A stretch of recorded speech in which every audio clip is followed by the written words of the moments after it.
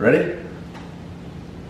Ooh-wee! Welcome back to another Chef Sawyer Sunday. Today I'm making a very, very delicious pasta dish for everybody.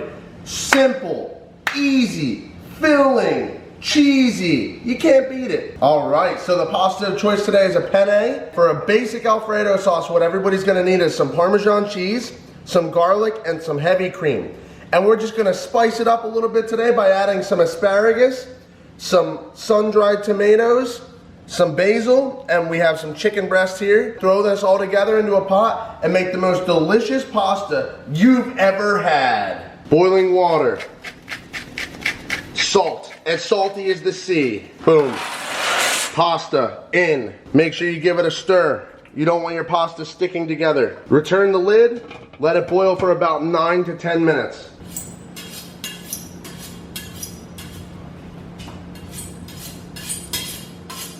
Did you get that chick shot? You got all that? Good. So after we have our pasta boiling, we start that because that's gonna be our longest step. And then the second longest step is gonna be our chicken breast. So I got just some regular old chicken breast from the store, and I'm just gonna trim it up, any extra fat that I see that I don't like. I'm gonna take it off and get it ready for cooking. Stuff like this, you know, it's no problem to leave that on, but I'm gonna go ahead and remove it. I'm just gonna go ahead and remove these for preference reasons. They can be a little tough. Sometimes you don't need to take so much off, and sometimes you need to take a lot off. It's really dependent upon the chicken breast you receive. Our pasta is al dente, ready to go. Gonna pour it into the strainer, and we're gonna cool it down with some cold water. The second order of business, cook your chicken breast. I have a nice hot pan here with some olive oil in it.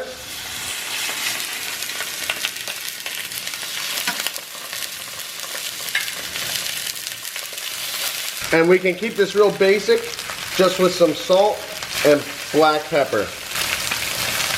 So our chicken's almost done, and I can tell just because of the perfect golden brown color on both sides.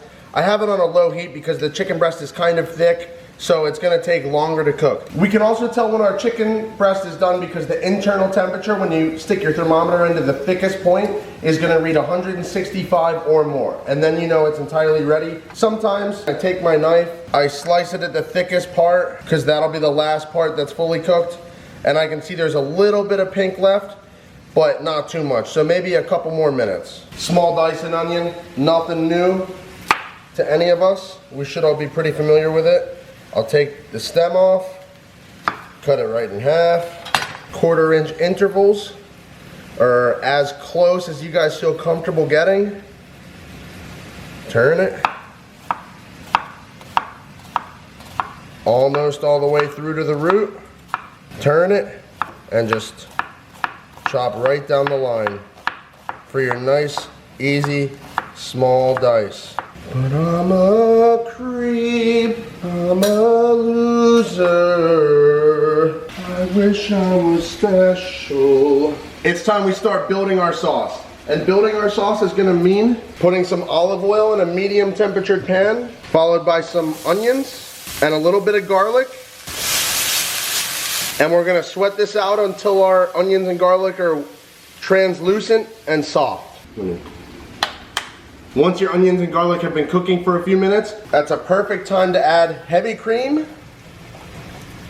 And we're just gonna reduce this and make it a little more thick. And this is gonna be the base for our cream sauce, AKA Alfredo. I just went ahead and took our perfectly golden chicken breast right out of the pan. It's fully cooked, and we're gonna put it to the side and save it for later. We're gonna chop it up and mix it in with our pasta. For the next step, take your asparagus, cut all the heads off, and then for the stems, you're gonna want them on a little bit of a bias, which means a diagonal.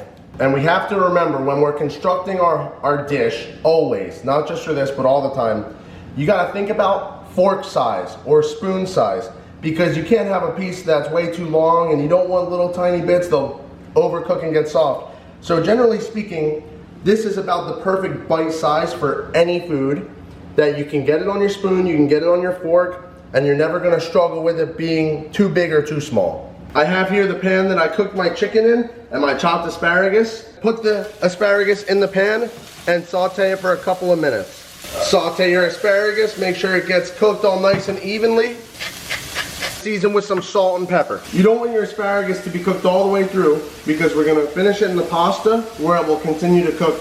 So if you get it perfectly cooked now, it'll be too soft later. You want it a little bit more firm, and it only requires a couple of minutes. A key aspect of thickening up your cheese sauce is the cheese itself. So while it reduces on a low heat, grate some Parmesan. You can buy your Parmesan pre-grated, that's no problem. As soon as you add the Parmesan to the cream that is reducing, it's gonna thicken it up real good. You gotta work out those forearms. I'm grating almost my whole piece of Parmesan because Italian food is not cheap. We like to use nice, wholesome ingredients and lots of cheese, that's for sure. When you make it at home for yourself or your family, it's gonna be a fraction of the cost as when you buy out. So that's why it's good to learn to cook. Save yourself some money. That looks reasonable. And if the sauce is not looking at the proper consistency, after I add this, I can always come back and grate a little bit more and add that until it's the desired consistency. Here's our cream, garlic, and onions that's been reducing. And you can go ahead and add your Parmesan cheese and just slowly stir it and make sure it all gets melted and incorporated. Season your sauce as you do season everything with salt and pepper. You can get a little more crazy with this if you'd like. Go ahead and add some garlic powder or some onion powder. Italian spices if you would like. Cooking is mostly about preference. So we can see our Alfredo is starting to get a good consistency by the way it coats the back of a spoon. And in French cooking they call that nappe, which means it lightly coats the back of a spoon when you can drag a streak through it and it holds its shape just like that. And that is just how the French people describe a sauce that is of perfect consistency. So a general rule of thumb, that's about how you know when any sauce is done. The last thing we need to finish our pasta is to just dice the chicken breast and to cut the sun-dried tomatoes. I kind of like my chicken in good, nice, bite-sized pieces. You don't have to be precise here. It's okay. Just get it cut up. That's the name of the game. Here we can see nice, big, beautiful pieces of chicken breast meat, perfectly cooked, nice and juicy still, and it's a great addition to this pasta, or any pasta for that matter. And now we take our sun-dried tomatoes and rough chop them. Sun-dried tomatoes are very concentrated, very powerful, lots of flavor. You don't need a big piece of sun-dried tomato to get the point across. Go to town. Which town? Flavor Town, baby. We're going to Flavor Town on these sun-dried tomatoes until they're all rough chopped, nicey, good, perfectness. I don't even know what I'm saying sometimes. The sun-dried tomatoes can join our friend here, Mr. Chicken, on the plate. Here we go. This is time. The best time of the video when we finish up. Go ahead and take your medium-sized saucepan that is capable of holding all of these ingredients. Take your sauce, pour it in, and mix it up. Make sure everything's nice and incorporated. In with the asparagus. Boom. Chicken and sun-dried tomatoes, jumping in the party. You guys know I'm a hungry person, okay? So that's why dishes like this are so good. You have your protein, you have your vegetables, you get the satisfaction of the cheese, the chicken, and it's a wholesome meal for very quick and easy. I'm adding just a few more chopped sun-dried tomatoes because they weren't as pronounced as I wanted. How much of each ingredient is really dependent on how big of a batch you guys want to make. For instance, right now this is a 1 pound box of pasta and an entire bundle of asparagus. So if you were using half that amount, of course you'd have to use half the amount of tomatoes, or you're free to build the dish exactly how you like. I'm just giving you a general guideline. So it's looking nice and thick and creamy now. And the last thing you want to do right before serving is some freshly chopped basil. This is going to make the dish pop. It really adds an excellent element of herbaceousness and fresh and floral. And it's going to make your pasta go from a B+ to a 110 without extra credit. As the executive of this meal, I've made the decision to go ahead and add more cheese. Not because it really needs some, but because I love cheese. Then your pasta will be just that much better. I promise. You want to do this step. Some of my steps are optional. This is not an optional step. Mix that in and let it get all nice and meltified in there. Don't want to close my eyes. Don't want to fall asleep. 'Cause I miss you, baby. And I don't want to miss a thing. Wah wah wee wo. And just like that, the pasta is complete. So go ahead, grab your favorite bowl. Get some nice big spoonfuls of this pasta.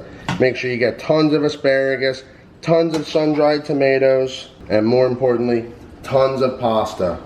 Boom. Nice, filling, hearty, delicious, warm, cheesy excellence. This is the best part of the day, everybody, because now we get to enjoy the fruits of our labor. Look at that nice, creamy deliciousness. I got some pasta. I got some chicken. Let's get an asparagus in there. Boom. Searching for that sun-dried tomato. There we have the perfect bite. Everything perfectly cooked. Chicken juicy, asparagus crunchy, pasta not too hard, not too soft. When you do the steps properly, this is what will give you better dishes every time you cook. When you are practicing your techniques and getting better, then you just nail your dishes that much more. Need another bite. Oh, delicious! Go ahead and give this video a like, a comment, a subscription. Make this dish. Impress your friends, impress your family, okay? Thanks for coming here and supporting me. I love you all. Have a great, beautiful Sunday. Cut. How can I ever survive? How could I, oh, how could I breathe?